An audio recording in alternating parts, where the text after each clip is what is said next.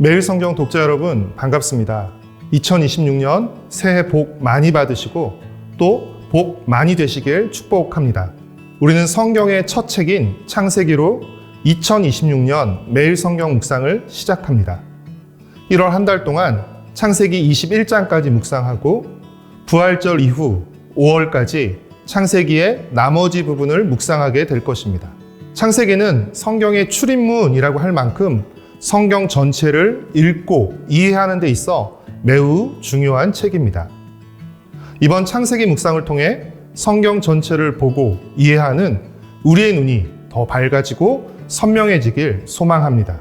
7가지의 키워드로 여러분의 창세기 이해와 묵상을 돕고자 합니다.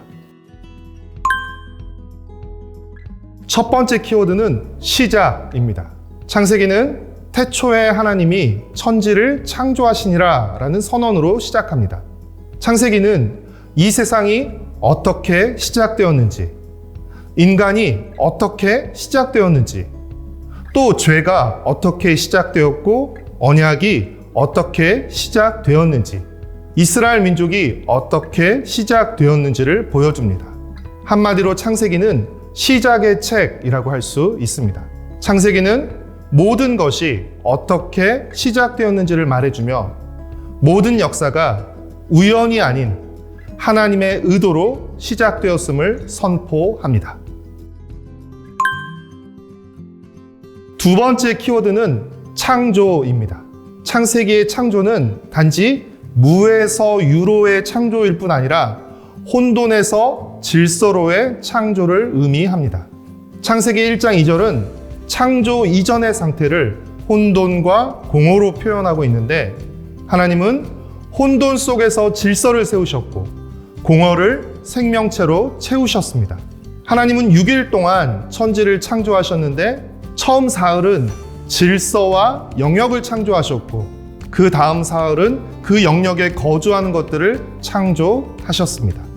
하나님은 첫째 날 빛과 어둠을 나누시고 넷째 날 해와 달과 별을 두셔서 시간의 질서를 세우셨습니다.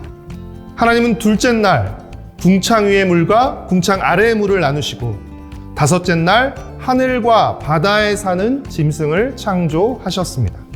하나님은 셋째 날 바다와 땅을 나누시고 여섯째 날 땅에 사는 짐승과 인간을 창조하셨습니다. 특별히 하나님은 인간을 가장 마지막에 창조하셔서 앞서 창조하신 모든 피조물들을 돌보도록 하셨습니다. 이처럼 창조는 혼돈을 제거하는 것이 아니라 혼돈 속에서 질서를 만들어 가는 것입니다.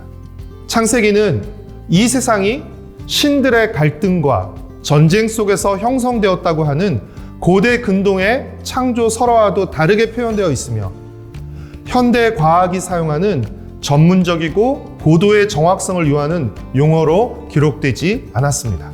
이는 창세기가 창조의 질서를 분석하는 과학책이 아니라 창조의 의미를 묻는 신학책이라는 것을 의미합니다.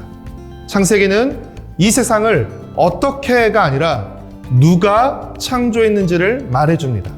창세기는 하나님이 이 세상을 창조하셨으며 선하게 창조하셨다고 선언합니다. 세 번째 키워드는 타락입니다. 하나님이 창조하신 이 세상은 모든 생명체가 질서와 조화를 이루는 아름다운 세상으로 하나님 보시기에 심히 좋았습니다. 그러나 인간의 불순종으로 죄가 세상에 들어왔습니다. 그 결과 하나님과의 관계가 단절되었고 죽음과 고통이 세상 속으로 들어왔습니다. 하나님의 형상으로 지음받은 인간이 하나님의 말씀에 불순종함으로써 하나님이 창조하신 아름다운 세상을 망가뜨렸습니다. 네 번째 키워드는 족보입니다. 톨레도트라고 불리는 이 족보는 창세기에 모두 13번 나오는데 그중 10번은 이것은 무엇의 족보다 라는 문장으로 시작하여 족보를 나열하거나 한 인물 중심의 실제 이야기를 서술합니다. 이 톨레도트는 하나님을 따르는 이들의 톨레도트와 하나님을 거부하는 이들의 톨레도트, 즉 여자의 후손과 뱀의 후손, 셋의 후손과 가인의 후손을 기록하고 있습니다. 이 족보는 단순한 이름의 나열이 아니라 인간의 타락 속에서도 하나님이 여자의 후손을 보내시기 위해서 생명의 라인을 보존하고 계심을 보여주는 신실함의 증거라고 할 수 있습니다. 다섯 번째 키워드는 언약입니다. 하나님은 아브라함을 불러 공식적인 약속을 맺으십니다. 이것이 언약입니다. 언약은 인간의 실패에도 불구하고 하나님이 주도적으로 구원을 이루시겠다는 신실한 서약이며 공적인 약속입니다. 하나님이 인간을 죄에서 구원하시려는 계획은 언약을 통해 구체적으로 드러나고 진행됩니다. 홍수 심판 이후 하나님은 노아와 언약을 맺으셨고, 바벨탑 사건 이후 하나님은 아브라함과 언약을 맺으셨습니다. 하나님의 약속의 내용은 후손과 땅과 복에 대한 약속인데, 이 약속은 모세오경을 성취되고 궁극적으로는 아브라함의 자손으로 오신 예수님을 통해 완전히 성취됩니다. 약속과 성취 사이에는 간극이 있기에 언약에는 그 간극을 메우는 믿음이 필요합니다. 여섯 번째 키워드는 복입니다. 하나님은 인류를 복된 상태로 창조하셨지만 인간이 하나님을 거역함으로써 인간은 복을 상실하게 되었습니다. 하나님은 선택하신 사람을 통해 언약을 맺음으로써 인류가 죄로 상실한 복을 회복하시려 했습니다. 하나님은 아브라함을 불러 언약을 맺으실 때 창세기 12장 3절에서 땅의 모든 족속이 너로 말미암아 복을 얻을 것이라고 하셨습니다. 구속의 목표는 바로 이 인류의 복을 회복하는 것입니다. 마지막 일곱 번째 키워드는 섭리입니다. 하나님과 언약을 맺은 아브라함과 이삭, 야곱과 요셉은 약하고 부족한 사람들이었습니다.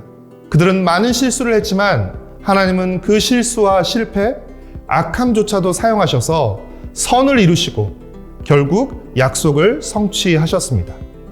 특히 이러한 하나님의 섭리는 창세기 마지막 장인 요셉의 말에서 나오는데, 요셉은 창세기 50장 20절에서 자신을 미워해서 판 형들을 향해 이렇게 말합니다. 당신들은 나를 해하려 하였으나 하나님은 그것을 선으로 바꾸사 많은 백성의 생명을 구원하게 하시려 하셨나니, 인간의 연약함과 악함에도 불구하고 하나님의 주권적인 능력과 섭리로 마침내 구원 계획을 완성하시는 이 하나님의 섭리는 창세기뿐 아니라 성경 전체의 결론이기도 합니다. 매일 성경 독자 여러분, 창세기는 비교적 많이 읽고 우리에게 익숙한 말씀이지만 이번 창세기 묵상을 통해 창세기가 더욱 새롭고 생생하게 경험되길 소망하고 축복합니다. 즐거운 창세기 묵상이 되길 응원합니다.